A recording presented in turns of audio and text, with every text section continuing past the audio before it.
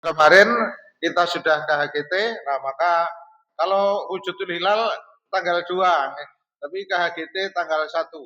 Karena sudah berubah dari wujudul hilal menjadi KHGT kalender global, seluruh dunia sama. Tanggal 1 Maret itu 1 Ramadan. Kalau tidak salah hari Ahad, kalau tidak Sabtu. Kalau tidak Ahad, Sabtu. Nah, ada beberapa permasalahan. Saya hampir setiap menjelang tanggal 1 Rejab itu pertanyaan sangat banyak, Pak. Ini sudah berulang-ulang dari tahun 2016. Setiap menjelang Rejab pasti saya dapat pertanyaan ini. Ini yang tahun 2022 yang saya simpan untuk menjadi contoh. Sekedar mengingatkan dan menginformasikan bahwasanya besok hari Rabu tanggal 2 Februari 22 bertepatan tanggal 1 Rajab. 1 Rajabnya besok berarti pas malam Rebu karena Rebunya tanggal 1 Januari. Nah, bagi yang mengerjakan puasa 2 hari di awal Rajab seakan-akan ibadah 2 tahun. Wow, luar biasa. Bagi yang mengerjakan puasa 2 hari seolah-olah puasa 2 tahun. Bagi yang mengerjakan 3 hari berturut-turut di bulan Rajab seperti pahala 700 tahun. Wah. Bagi yang mengingatkan orang lain tentang puasa seakan-akan ibadah 80 tahun. Subhanallah. Ini tidak ada dalil. Ada dalil tapi hadisnya palsu. Tidak usah ikut menyebarkan kalau dapat WA seperti ini. Karena di saudara kita, tadi saya sudah dapat, sudah ada di grup yang saya punya dari Jawa Timuran sana. Karena saya aslinya Jawa Timur, itu sudah banyak, sudah ada satu tadi. Mengingatkan besok tanggal 1 Januari, 1 Rejab. Nah, maka ini seperti ini. Persis seperti ini. Maka kita tidak boleh ikut menyebarkan seperti ini. Tidak boleh ikut menyebarkan. Ini salah satu ciri-ciri hadis palsu. Salah satu ciri hadis palsu itu amalannya sedikit tapi pahalanya sangat banyak. Dan ini tidak ditemukan sanatnya. Siapa yang meriwayatkan tidak ketemu. Kemudian sering ditambah dengan doa. Kalau doanya bagus boleh, tetapi tidak boleh dianggap sebagai sunnah, karena hadisnya lemah. Tapi kalau dibaca boleh, tapi jangan menganggap sunnah membaca doa ini. Allahumma barik lana fi Rajab wa Sya'ban. Ya Allah, berkatilah kami di bulan Rajab dan Sya'ban. Wa balighna Ramadan, dan pertemukanlah kami dengan bulan Ramadan. Doanya kan baik kan, boleh. Tetapi yang tidak boleh, kalau meyakini itu dari Nabi, ini doa biasa saja. Waghfir lana dzunubana, dan ampunilah dosa-dosa kami. Kita minta berkah kan bukan hanya bulan Rejab, bulan Sya'ban, toh? Setiap saat ya kita memohon berkah. Nah, ini yang tahun 20 yang saya simpan ada 2. Isinya sama. Cuma yang di sini ada tambahan. Mulai malam Selasa 25 Februari 20 pada maghrib sudah masuk 1 Rajab. Rasulullah bersabda, barang siapa memberitahukan berita 1 Rajab, maka haram api neraka baginya. Ini malah tambahan. Di atas ini tidak ada. Nah, ini masa cuma mengabarkan haram masuk neraka. Ini hadis-hadis palsu. Tidak boleh diyakini. Kalau menerima hadis seperti ini ditanya, ini dalil hadisnya riwayat siapa? Karena biasanya tanpa riwayat. Karena yang namanya hadis, riwayat itu mutlak harus. Kalau tidak ada riwayatnya itu tanda-tanda hadis yang tidak benar. Riwayat Bukhari, Muslim, Abu Dawud, Tirmidzi atau Nasai dan yang lain. Tapi kalau seperti ini hadis siapa? Ditanya saja. Ini hadis riwayat siapa? Ini ngarang atau dari mana, ya kan? Karena yang seperti ini kan yang tahu hanya Rasulullah. Kalau bukan dari Rasulullah berarti hanya membual, ngibul, ngapusi, tidak boleh diyakini. Ya. Bulan Rejab memang salah satu bulan yang dimuliakan. Ya. Jadi ada 4 bulan yang dimuliakan oleh Allah. As-sanah isna asyara syahran. Setahun itu ada 12 bulan. Minha dari 12 bulan itu arbaatun hurum. Ada 4 bulan yang dimuliakan. Salasun mutawaliyatun 3 bulan berurutan. Yaitu Dzulqa'dah bulan 11. Dzulhijjah bulan 12. Muharram bulan 1. Warajab dan bulan Rajab. Yaitu antara Jumadil dan Sya'ban. Jumadil Sani. Kalau orang Jawa Jumadil Akhir dan Sya'ban. Nah besok. Sekarang kan Jumadil Akhir. Kalau orang Jawa Jumadil Akhir. Tapi kalau kalender Hijriah Islam Jumadil Sani. Jumadil Akhir istilahnya Sultan Agung. Jawa Islam. Nah apa itu yang dimaksud bulan haram? Tapi sekarang sudah tidak berlaku. Bulan haram itu pada zaman Nabi adalah pada 4 bulan ini tadi dilarang berperang. Dilarang berperang. Orang Arab dilarang berperang di bulan itu. Tapi larangan ini sudah dimansuh, dihapus. Karena Islam setelah berkembang kemana-mana, orang luar Arab tidak mengenal bulan haram. Kan? Nah, maka karena orang non-Arab perang ya sewaktu-waktu. Kan? Maka larangan itu sudah tidak berlaku, tetapi bulan haramnya tetap. Bulan haramnya tetap. Bulan Rejab itu bulan haram. Nah, di bulan Rejab, sebagian kalangan saudara kita menganggap bulan yang sangat mulia, termasuk tadi mensunahkan puasa itu. Tetapi tidak ada satupun hadis sahih yang menunjukkan amalan secara khusus di bulan Rejab. Nah, kalau saudara kita ada yang mengatakan sholat rogoib. Kalau di Muhammadiyah tidak kenal. Jadi kalau di saudara kita mengenal sholat rogoib, yaitu yang diamalkan pada malam Jumat pertama. Ada hadisnya, tapi hadisnya palsu.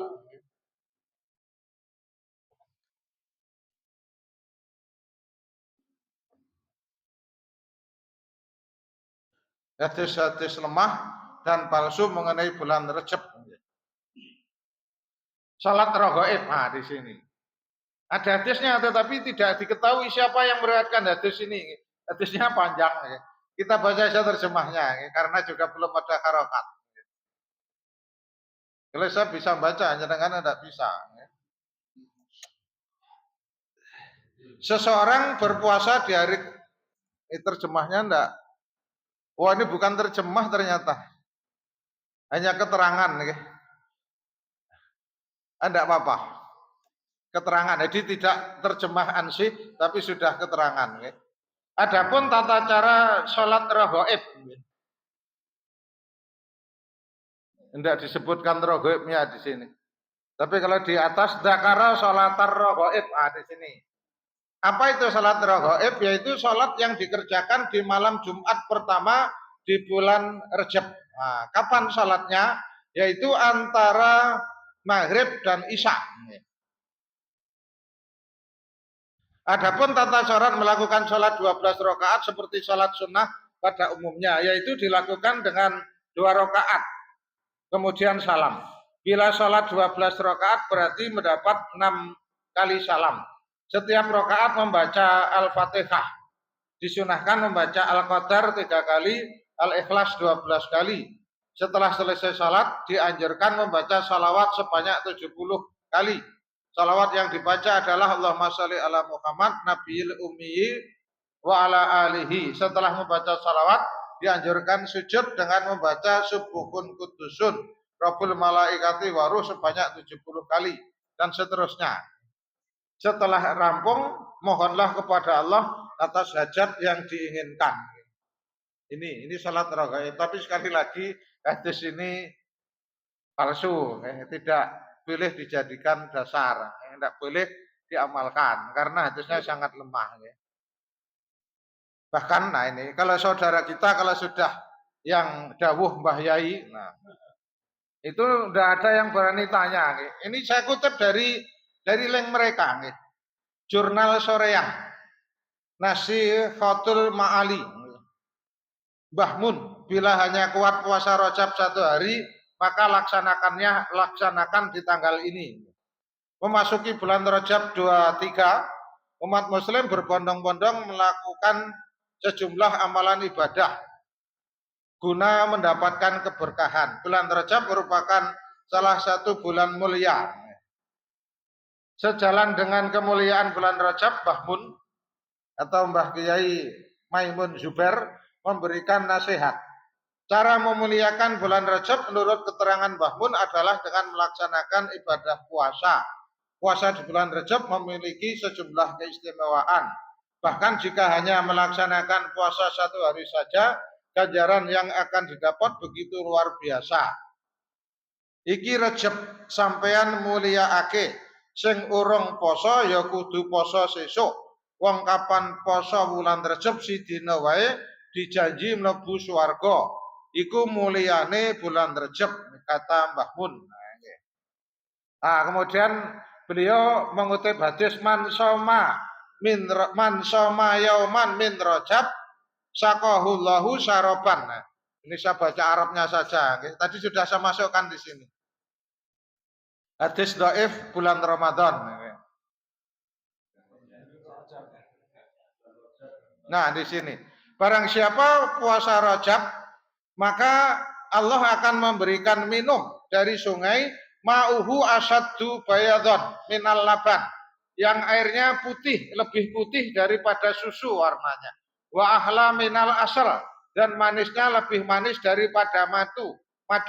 Man soma min Rajab yauman, nah tadi yang dibaca Mbah Mun tadi, barang siapa puasa Rajab sehari saja, yauman wahidan, sakahullah min dalikan nahar, maka Allah akan memberikan minum dari sungai itu. Nah, dalam riwayat lanjutannya, dan barang siapa yang diberi minum dari sungai itu, dia tidak akan haus selamanya. Qala Albani, Syekh Albani mengatakan hadis ini batil. Oh, batil itu ya sama dengan palsu. Tidak kelihatan siapa yang meriwayatkan. Ada redaksi Arabnya, tapi saudara kita kalau sudah berbahasa Arab itu dianggap semuanya hadis, padahal yang namanya hadis itu juga ada yang tidak sahih. Kalau tidak sahih maka tinggalkan. Nah, begitu.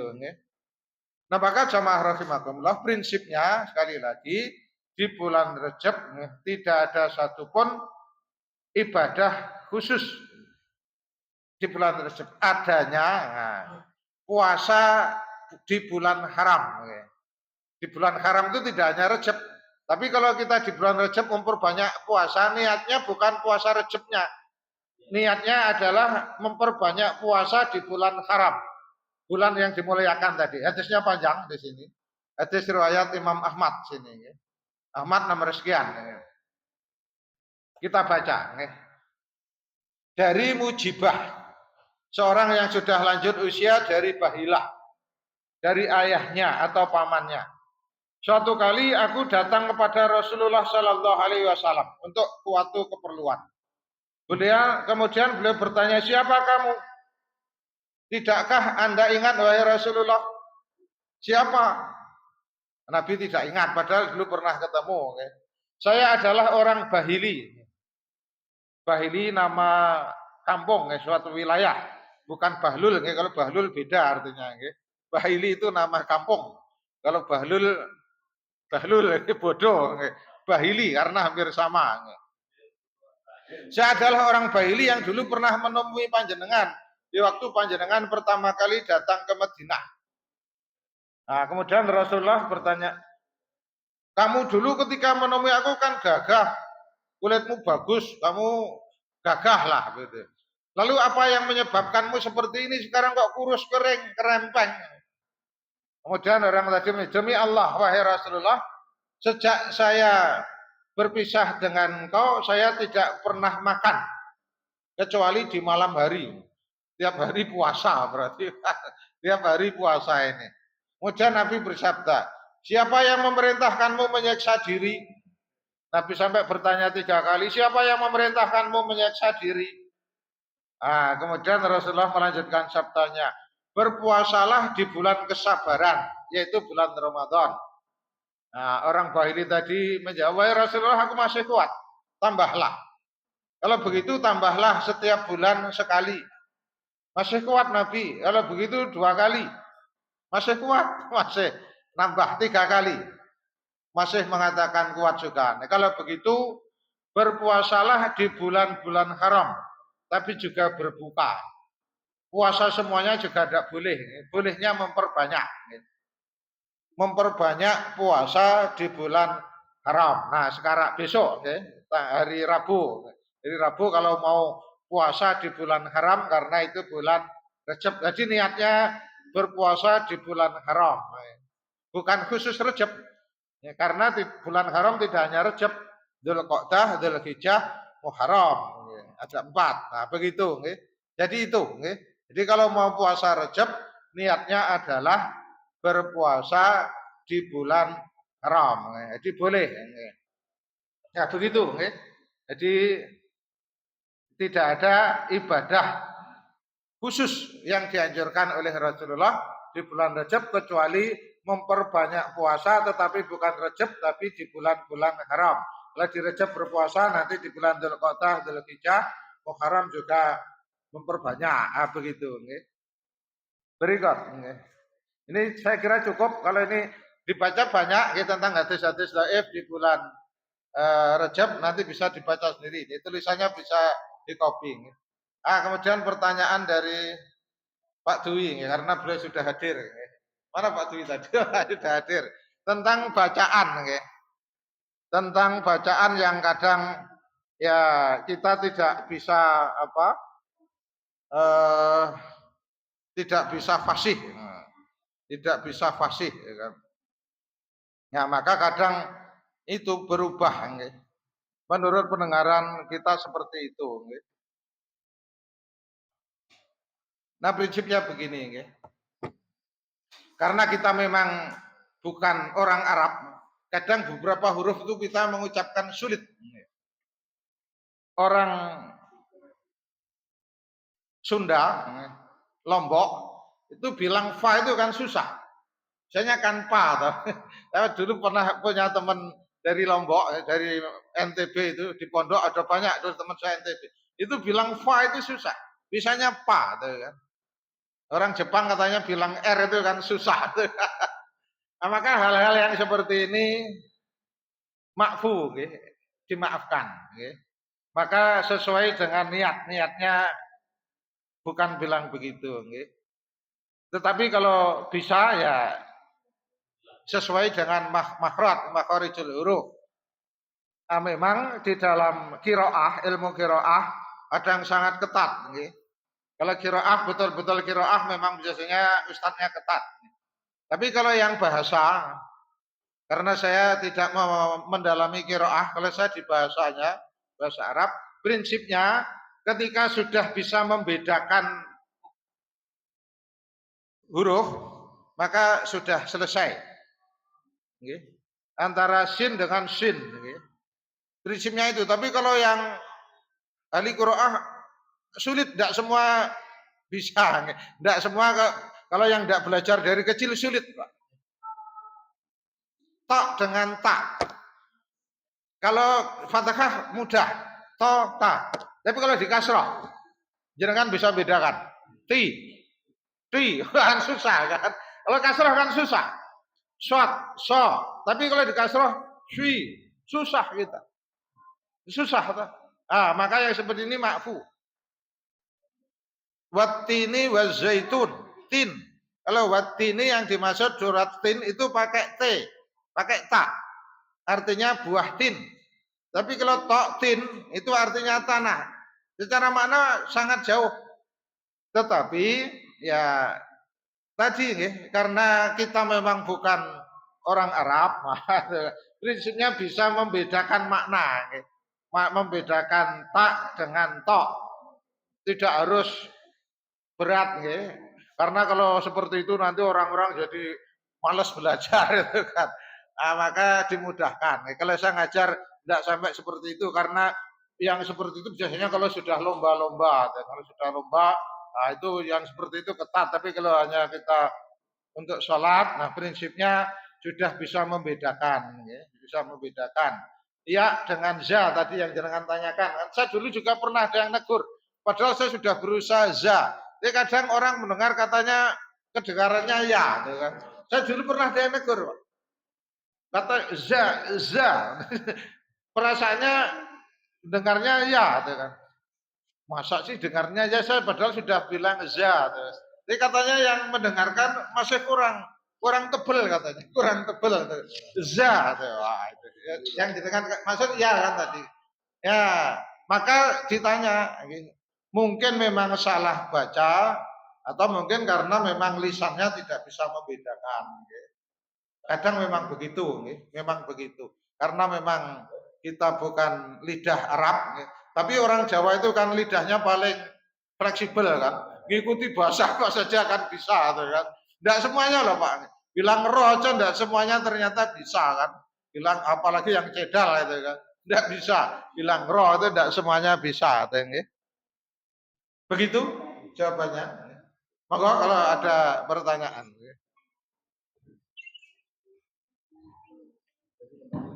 Ibu-ibu ada pertanyaan? Oke. Pak, nama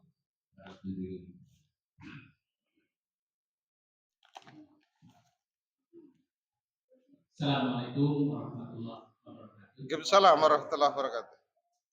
Mohon tanya untuk mengakhiri seorang penceramah biasa menyampaikan ayat al-haqqu mirabbika wa la takunanna minal al-haqqu mirabbika wa la takunanna minal khasirin gitu. Bilang al-haqqu mirabbika wa la takunanna minal mumtarin. Ya artinya kalau salah kebenaran hanya milik Allah. Itu pemahaman saya. Di kebenaran hanya milik Allah. Nah dari sini akhirnya sering muncul kalimat beracun. Kalimat beracun di sini yang bisa masuk antara lain orang menyatakan bahwa kita mungkin kamu sholat jengkang-jengking ya belum tentu diterima karena hanya Allah yang tahu kita diterima atau tidaknya. Ini yang saya maksud kalimat beracun di situ. Itu yang pertama. Yang kemudian pertanyaan yang kedua kaitannya dengan moderasi beragama. Ini kadang orang sering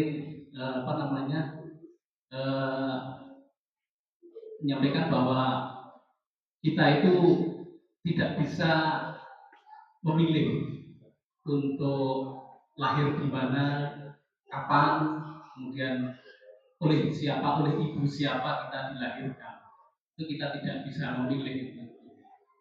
Nah, sekarang apakah yakin, apakah kamu bisa menjadi seorang muslim ketika kamu dulunya mungkin dilahirkan di pedalaman atau di NTT atau nah itu kemudian apakah itu nanti orang yang dilahirkan yang mungkin tidak tersentuh oleh agama karena mungkin di pedalaman karena mungkin di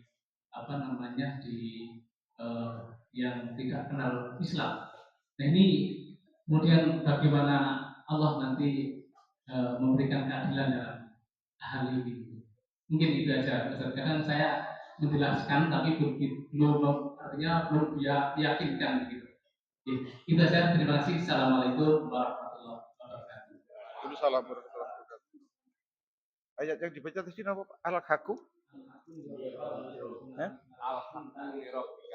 Al-Haqqu mirabbika wa la takum minal mumtarin.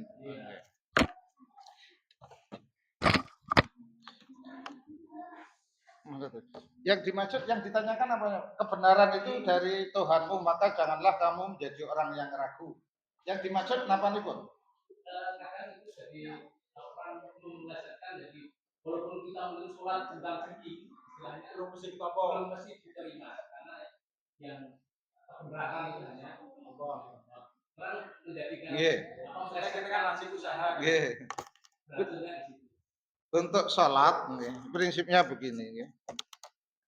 Di dalam surat Toha ayat 14, Innani anallah la ilaha illa ana fa'budni wa aqimis sholata li dzikri. Sesungguhnya aku adalah Allah. Tidak ada Tuhan kecuali aku, maka sembahlah aku, maka dirikanlah sholat untuk mengingatku.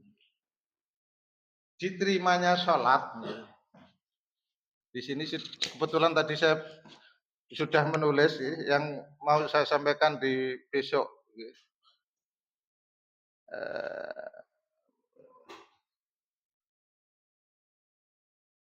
Sholat diberi pahala.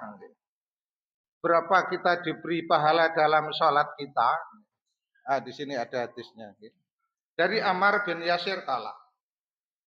Sami itu aku mendengar Rasulullah Shallallahu Alaihi Wasallam yaqulu, Innar rajula layan syarifu. Sesungguhnya ketika seseorang telah selesai dari sholat, wa ma kutiba lahu, maka tidaklah dicatat baginya pahalanya illa kecuali usru sholatihi 10/10. Tus'uha bisa jadi cuma 1/9. Sumunuha bisa jadi 1/8. Sub'uha bisa jadi 1/7. Sudusuha bisa jadi 1/6. Humus bisa jadi 1/5. Rubu' 1/4. Sulus 1/3. Maksimal nisfuha separuh. Kita manusia biasa tidak mungkin 100% khusyuk, itu tidak mungkin. Yang bisa 100% khusyuk hanya Nabi. Maka kita berusaha sebaik-baiknya untuk khusyuk. Kan kita dalam sholat kadang bisa ingat, kadang ingatannya kemana-mana. Maka inilah yang diberi sesuai berapa kita ingat kepada Allah. Di pahala sholat kita bisa jadi ketika zuhur 1/10, bisa jadi ketika asar, dan seterusnya itu. Jadi prinsipnya mendapat pahala pasti kalau sudah ibadah. Cuma berapanya tergantung seberapa kita banyak mengingat kepada Allah. Khusyuk, khusyuk. Tadi makna khusyuk itu zikrullah. Aqimis sholata li dzikri. Tadi dalam surat Toha ayat 14. Begitu. Jadi kita memang tidak boleh ragu akan kebenaran Islam. Al-haq. Al-haq itu sering dimaksud adalah al-Islam. Karena al-Islam, agama Islam itu di banyak ayat Allah menggunakan kata al-haq. Termasuk di dalam surat As-Saff.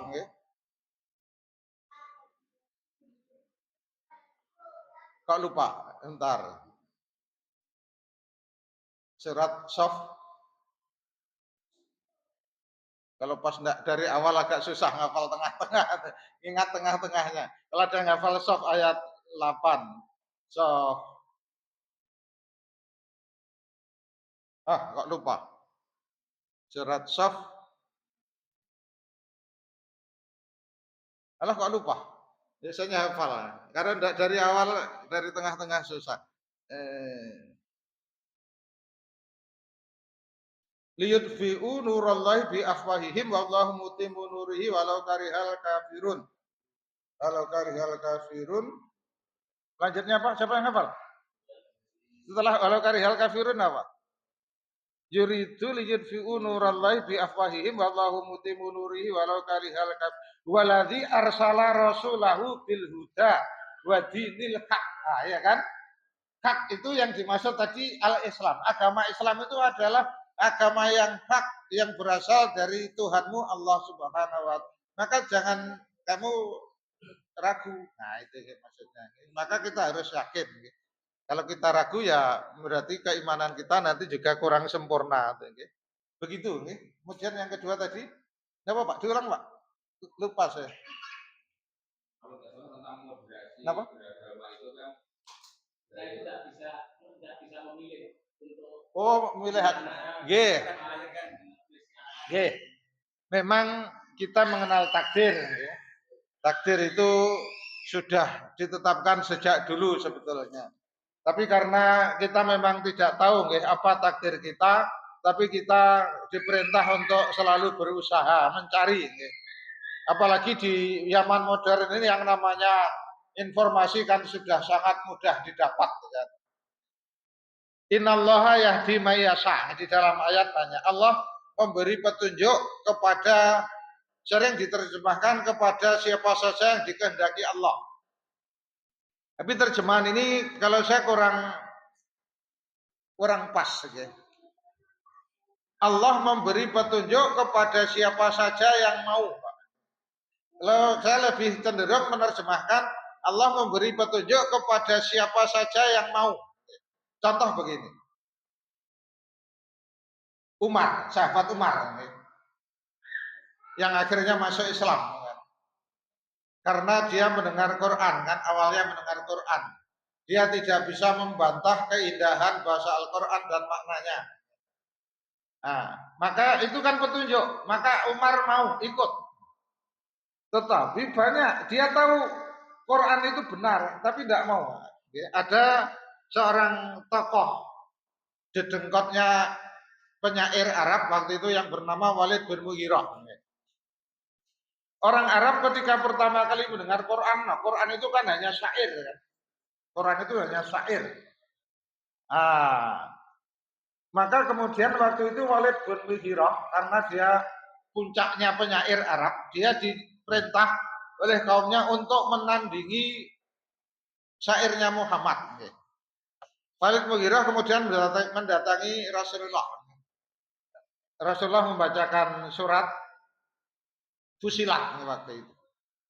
Walid mendengarkan dengan seksama. Walid tertegun. Aku tidak menemukan sedikit pun celah untuk mengoreksi Quran. Karena kalau orang ahli sastra bahasanya kan sangat jelimet.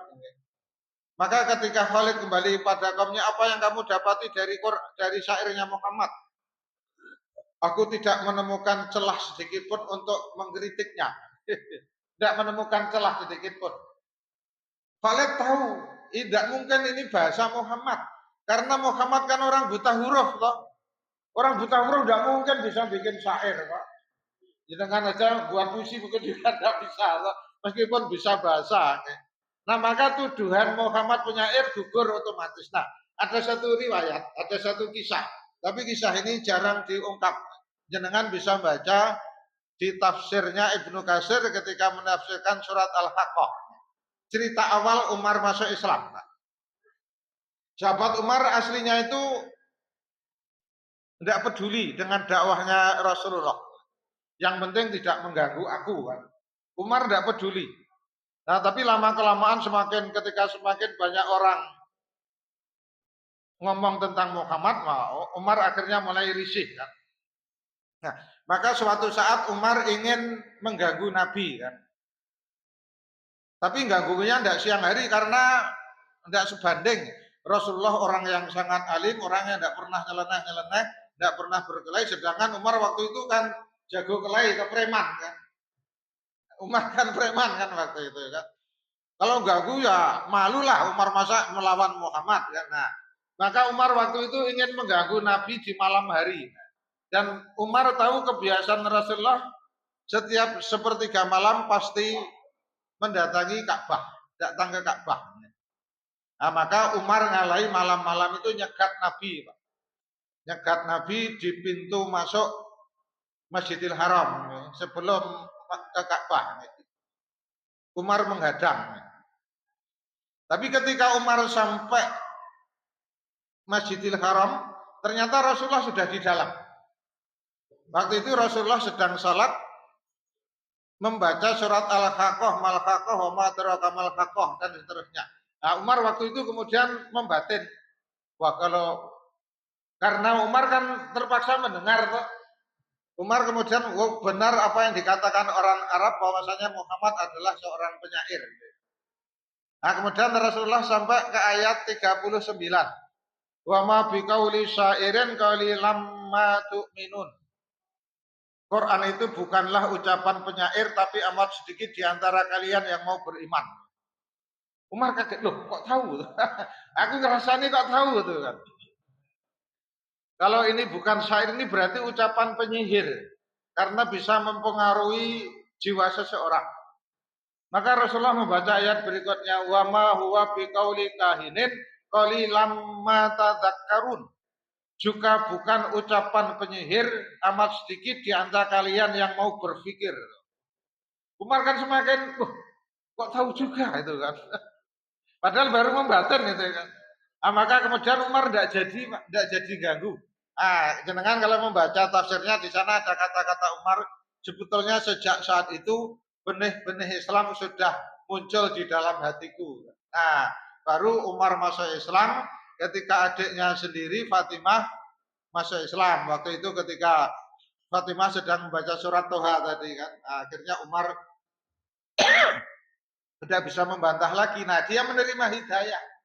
Dia mau menerima hidayah. Ada yang mau menerima hidayah, ada yang tidak mau kan.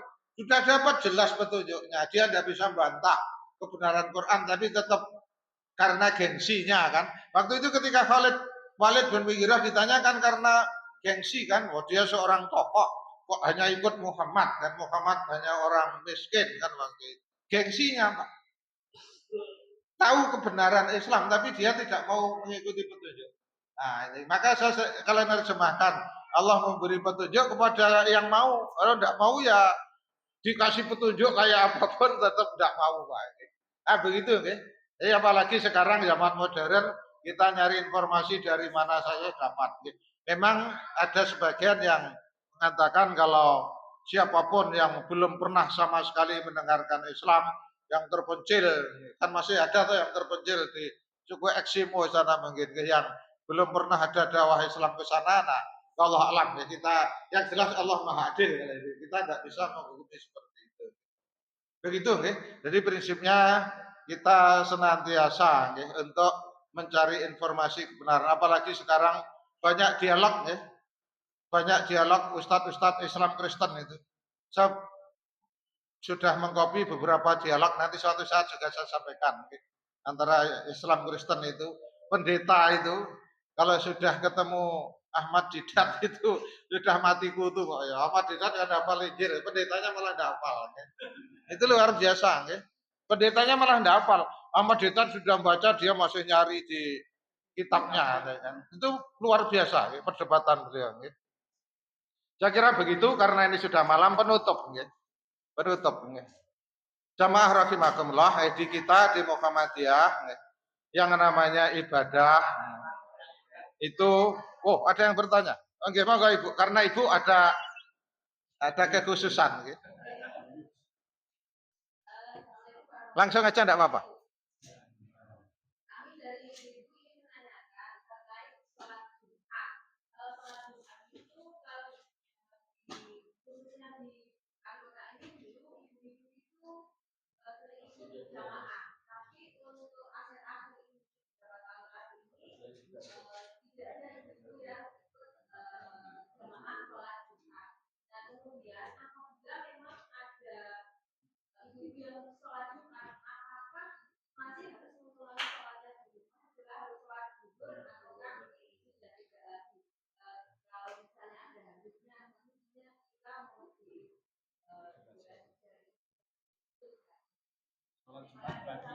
Ibu-ibu salat Jumat nggih.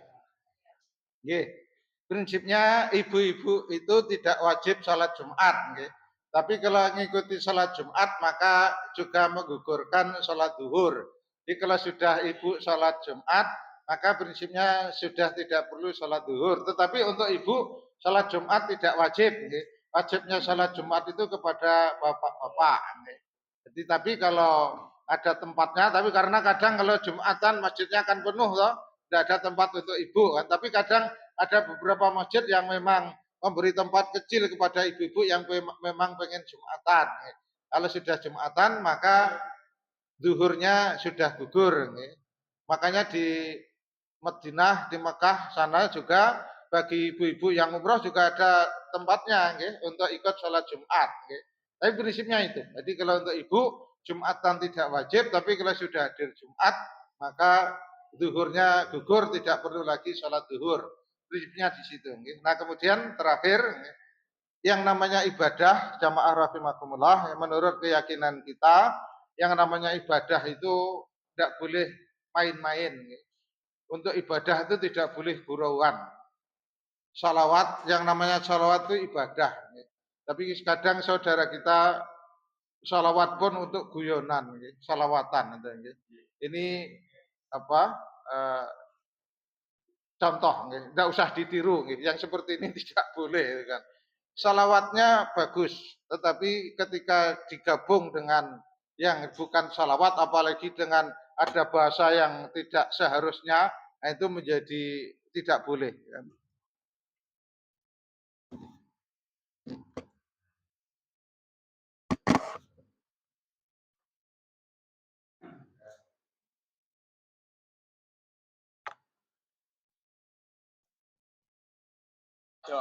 Arep turu madang dingin tangi turu madang maning bubar madang turu maning tangi turu kebelet ngisi bubar madang turu maning tangi turu kebelet ngisi. Habib Syekh. Salatullah salamullah ala Rasulillah Rasulillah salatullah salamullah. Nah, yang seperti ini tidak boleh ditiru. Ada Habib Syekhnya itu. Tidak wangun toh Pak. Ngawur kalau saya. Nah, termasuk seperti ini. Gitu. Ijazah. Jadi kalau saudara kita mengenal adanya ijazah. Jadi kalau kita tidak boleh. Zikir setelah Jumat. Kalau kita zikir setelah Jumat sama dengan salat fardu. Sapa wong sakwise salam salat Jumat sadurunge sikile dipindah saka tahiyat akhir. Berarti sikile dalam posisi duduk apa jenenge? Tawarruk. Duduk tawarruk. Posisi duduke tasih tawarruk, durung ngomong kalih liyan maca Fatihah ping 7, Ikhlas Kulhu ping 7, Falak Nas ping 7. Monggo dawuhipun Kanjeng Nabi, wong iku antara Jumat ini sampai Jumat yang akan datang, dosa-dosanya telah diampuni oleh Allah dan dia diberi pahala seperti hitungan, sejumlah hitungan wong-wong sing iman ning gone Gusti Allah lan Rasule. Masya Allah ganjarannya sak monten katai. Nah ini juga tanpa berdasarkan hadis. Yang namanya zikir setelah sholat itu Rasulullah sudah mencontohkan. Zikir setelah sholat itu saya mengumpulkan hadisnya ada 21. Yang sudah ketemu mungkin masih ada yang lain. Maka tidak perlu menambah zikir yang lain. Jadi sudah dituntunkan oleh Rasulullah. Maka kalau sudah dituntunkan Rasulullah, kita tidak boleh. Yang jelas, yang namanya ibadah mahdhah itu harus bersumber Al-Quran, hadis. Tidak boleh ngarang. Yang namanya ibadah itu tidak boleh ngarang. Ibadah itu yang ada contoh. Tidak ada contoh tinggalkan. Saya kira begitu. Cukup. Karena sudah malam, insya Allah masih ada 2 kali pertemuan sebelum Ramadan. Nanti insya Allah kita membahas tentang Sya'ban dan tuntunan ibadah di bulan Ramadan. Karena masih banyak beberapa hal yang belum banyak diketahui oleh masyarakat. Karena saya sudah meneliti tentang hadis-hadis tentang ibadah Ramadan yang di buku-buku masih belum banyak yang beredar. Karena hadisnya memang apa ya? Karena kalau kita tidak membaca ke sumber aslinya tidak ketemu. Karena saya belum menemukan satupun kitab yang membahas mengutip hadis itu. Ada beberapa hadis yang belum populer, hadis tentang Ramadan. Insya Allah nanti akan kita bahas. Demikian, semoga bermanfaat, mendapat ridha dari Allah Subhanahu wa taala. Amin ya rabbal alamin. Assalamualaikum warahmatullahi wabarakatuh. Jemaah rahimahullah, demikian kajian KMM malam hari ini ya telah kita bersama, dan bagi Bapak Ibu yang belum sempat untuk hadir malam hari ini,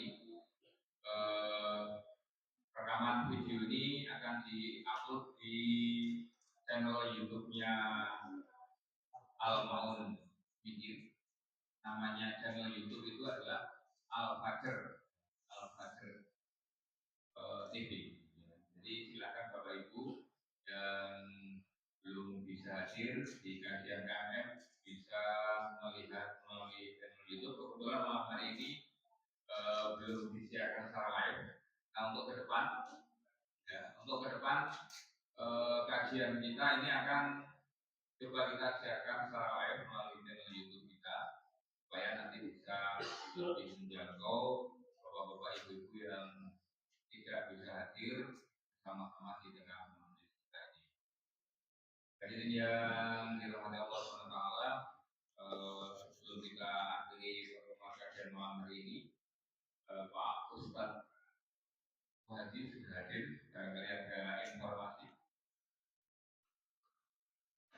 dari Pak Ketua BC yang minggir. Cukup. Bapak Ibu, hadirin yang dirahmati Allah SWT, mari kita bersama kajian malam hari ini. Alhamdulillah.